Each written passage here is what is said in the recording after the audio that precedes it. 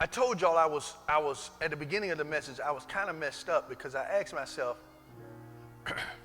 what kind of God or what kind of fight can God be in, Minister Audrey, and not win?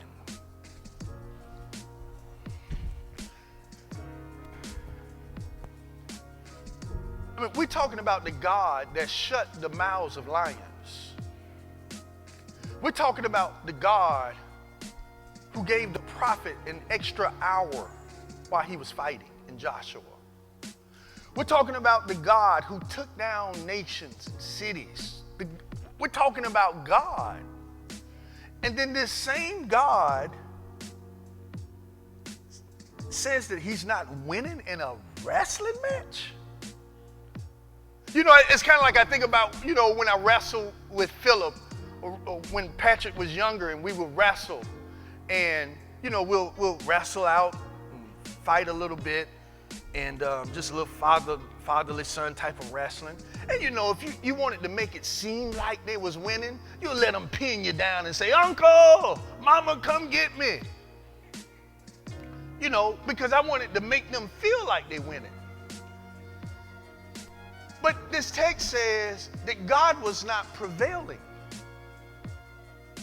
It's when the question is again, what kind of fight can God be in and not prevail? It's when there's a struggle between, get this, divinity and humanity. What kind of fight can you be in with God and you seemingly stand toe to toe with God? What kind of struggle can there be when God does not always prevail? You want to know what it is? It's the struggle to surrender our wills to his. That's the only fight God can't win, because he made us free will agents.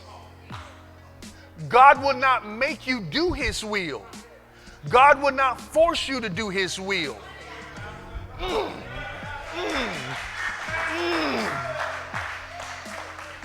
So what we have to do is surrender. There's that abiding. We have to surrender and submit our will to his. See, you can win with God if you let your will outride his will. So God will struggle with you. But what you must understand, it is our responsibility to submit our will to his. And see, this is what the Holy Spirit told me, Brother Charles. We win by losing. How do we win by losing?